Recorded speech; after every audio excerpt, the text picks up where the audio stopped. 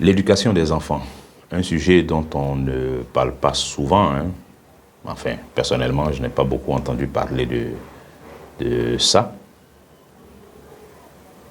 Mais vous conviendrez avec moi que c'est un sujet qui est très important. C'est un sujet qui est très important, qui préoccupe même Dieu. Enfin, quand je dis préoccupe, ça veut dire il en parle. Il en parle. Déjà dans le livre des Proverbes, au chapitre 22, verset 6, il est dit « Instruis l'enfant selon la voie qu'il doit suivre, et quand il sera vieux, il ne s'en détournera pas. » Donc, il est demandé à quelqu'un d'instruire l'enfant. Ça veut dire que l'enfant a besoin d'être instruit. L'enfant ne va pas trouver la voie qu'il doit suivre tout seul. Il ne peut pas. L'enfant ne peut pas se mettre sur la bonne voie tout seul. Il faut nécessairement qu'il soit instruit, que quelqu'un l'oriente, que quelqu'un le guide. C'est Dieu qui l'a créé.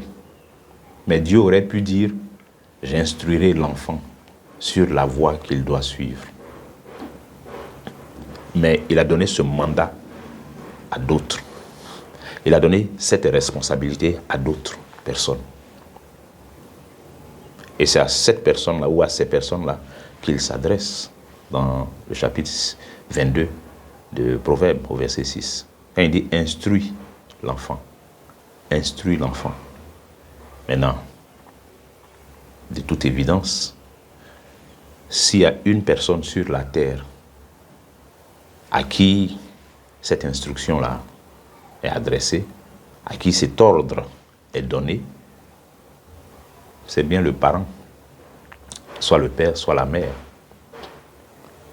Donc c'est aux parents qu'il est dit d'instruire l'enfant.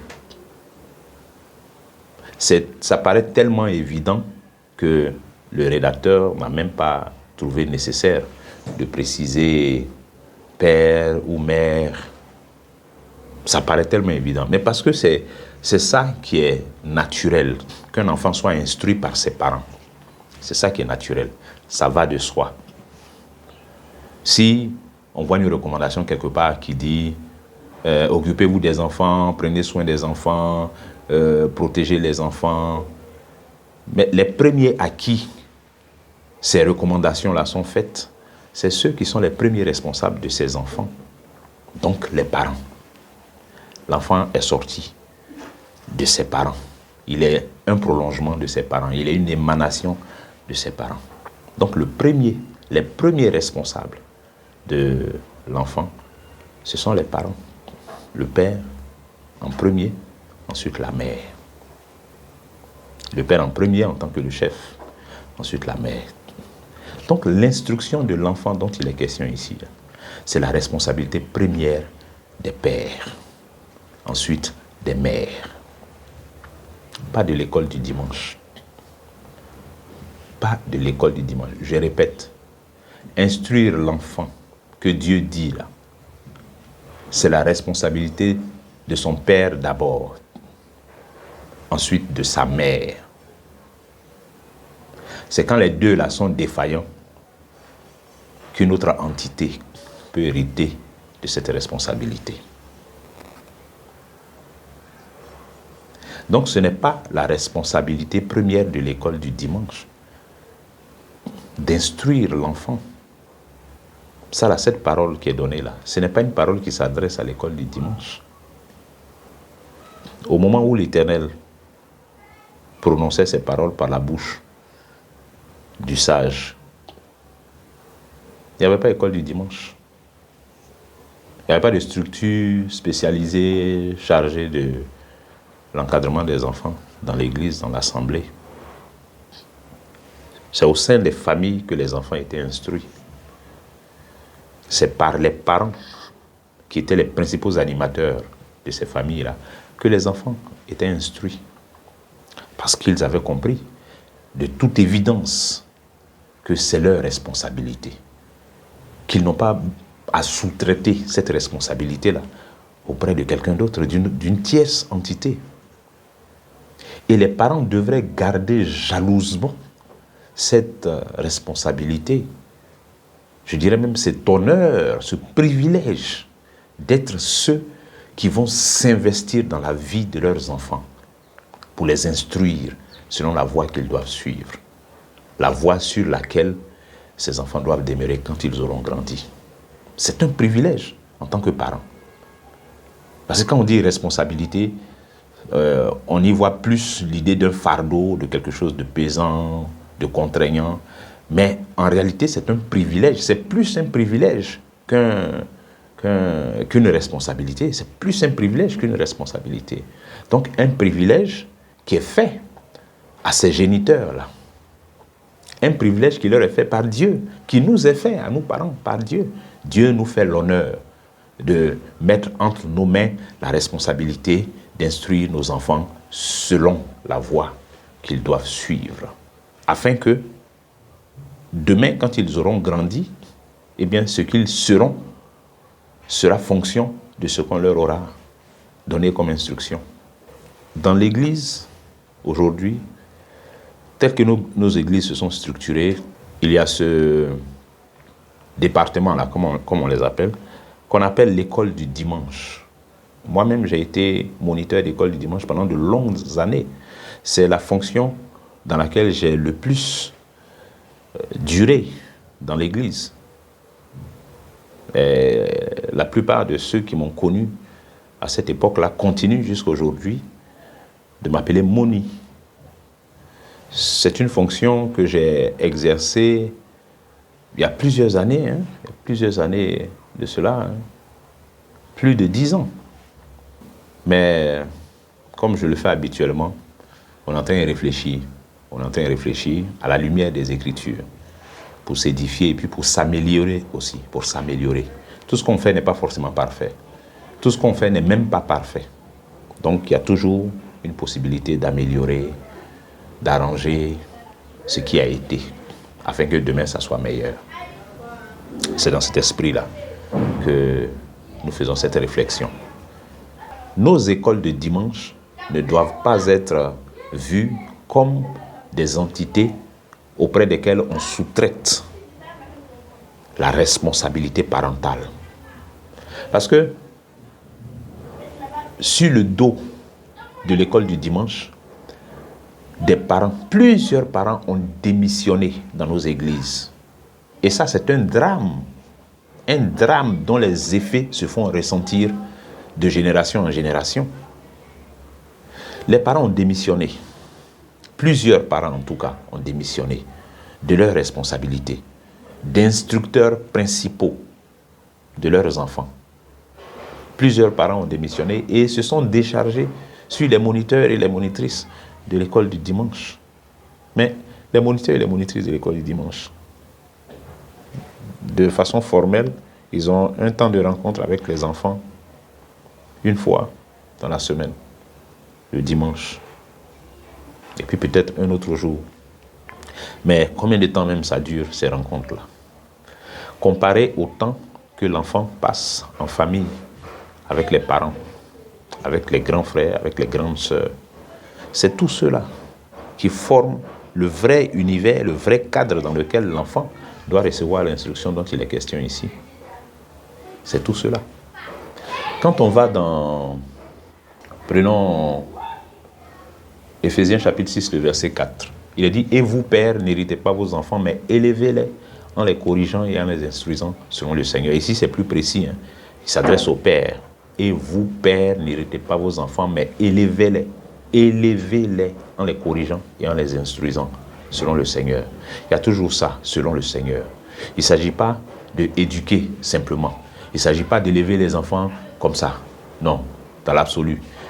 Les éduquer, les instruire, eh bien, il y a un contenu dans l'instruction que les Écritures demandent aux pères de transmettre aux enfants. Il y a un contenu. Ce contenu-là, on l'enlève où?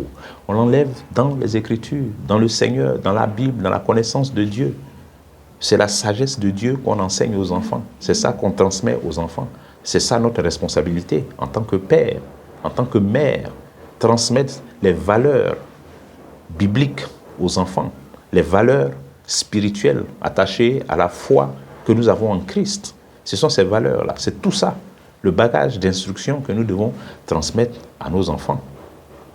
Donc quand les Écritures disent Et vous, pères, n'irritez pas vos enfants, mais élevez-les en les instruisant et en les corrigeant et les instruisant selon le Seigneur. C'est la correction que le père doit apporter, que les parents doivent apporter à leurs enfants, doivent appliquer à leurs enfants, est une correction selon le Seigneur. L'instruction doit être une instruction selon le Seigneur. Ce qui suppose quoi? Que le parent lui-même est censé être imprégné de cette instruction-là et de toutes ses connaissances. Mais la démission des parents vient d'où généralement? Ils ne connaissent pas, ils n'ont pas ces valeurs. Eux-mêmes ne vivent pas selon ces valeurs. C'est l'une des raisons de la démission des parents. Vous voyez, si on prend le cas de l'école dans laquelle on inscrit nos enfants, on arrive à suivre les enfants tant qu'ils sont dans les petites classes. Parce que ce qu'ils apprennent dans les petites classes, on a cette connaissance-là, donc on peut les suivre. C'est parce qu'on a cette connaissance qu'on peut jeter un coup d'œil dans leur cahier de temps en temps. Tant qu'on a les connaissances du niveau scolaire auquel ils sont arrivés, on peut les suivre, on peut regarder ce qu'ils font, on peut même les aider, leur donner quelques explications. Mais quand le niveau scolaire atteint par l'enfant dépasse ce que le parent lui-même connaît comme papier, c'est fini. Il est perdu. Il ne peut plus rien apporter à son enfant. Il ne peut plus rien lui transmettre, il ne peut plus l'aider, il ne peut plus l'accompagner, rien. Il cherche des solutions de sous-traitance. Il va sous-traiter ça avec quelqu'un d'autre. On va prendre un maître de maison ou bien je ne sais pas qui va venir l'encadrer. Un cousin qui est à la maison, à qui on va lui confier, à qui on va confier l'enfant. C'est le même phénomène qui se produit aussi dans l'église. Les parents, là, comme ils n'ont pas de connaissances en matière biblique, qu'est-ce qu'ils vont transmettre à leurs enfants? Ils vont enseigner quoi à leurs enfants? Les mamans, là, elles ne connaissent pas la Bible. Elles vont enseigner quoi à leurs enfants? Donc, il y a ça aussi, ça est dedans aussi. Ça explique aussi les nombreuses démissions des parents et qui préfèrent donc s'en remettre à l'école du dimanche. Allez chez vos monios, ils vont vous apprendre les choses dans la Bible. Parce qu'eux-mêmes, là, ils ne veulent pas se ridiculiser devant les enfants. C'est à tel point que parfois même les enfants ils apprennent des choses à l'école du dimanche. Quand ils reviennent vers les parents ne sont même pas capables d'évaluer ça sérieusement. Parce qu'eux-mêmes ne connaissent pas ce que l'enfant va venir leur présenter. L'enfant vient réciter un verset devant son parent, mais le parent lui-même ne connaît pas le verset en question. Donc, même si l'enfant a tordu un peu le verset, « Ah, c'est bien, c'est bien !» Mais pas parce qu'il veut encourager l'enfant vraiment. Mais lui-même, il ne connaît pas. Donc, c'est bien, ok, mais ici, là, voilà ce qu'il fallait dire. Ils ne peuvent pas dire ça. Parce qu'ils ne connaissent pas le verset que l'enfant vient réciter. Ou l'histoire d'un roi d'Israël que l'enfant va venir raconter à maman. Maman n'a jamais connu cette histoire-là. Parce qu'elle ne lit pas la Bible. Papa ne lit pas la Bible. Donc, il ne connaît pas ça. Quand les enfants viennent, ils discutent un peu sur un sujet là. Mouni a dit ça. Non, c'est pas ce que Mouni a dit. Papa ne peut même pas trancher. Parce que lui-même là, il ne connaît pas. Il ne connaît pas ça. Raconter une histoire biblique aux enfants. C'est rare dans les familles chrétiennes. Rare. Des parents vont rassembler les enfants, ils vont leur raconter de temps en temps l'histoire d'un roi d'Israël, l'histoire d'un personnage de la Bible. C'est rare. Ça, on a laissé cette charge-là à l'école du dimanche à Moni. Et puis, nous, on s'occupe d'autres choses, quoi. On a d'autres priorités, d'autres préoccupations. C'est pas bon. C'est une démission qui est une marque d'irresponsabilité. Ça, je le dis franchement. Les parents chrétiens qui font ça, c'est irresponsable. Devant les hommes, devant les enfants et devant Dieu, devant l'Église, c'est irresponsable.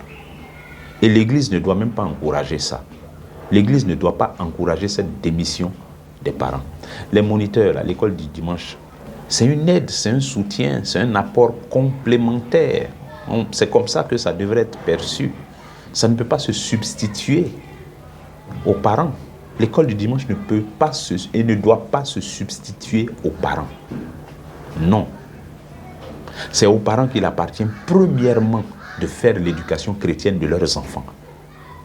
Même si l'enfant va dans une école chrétienne, ce n'est pas à l'école de faire l'éducation. Et l'école ne peut même pas même si elle veut, elle ne peut pas faire l'éducation de l'enfant.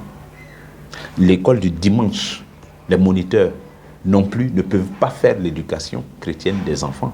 Ils peuvent instruire les enfants sur quelques notions, c'est tout.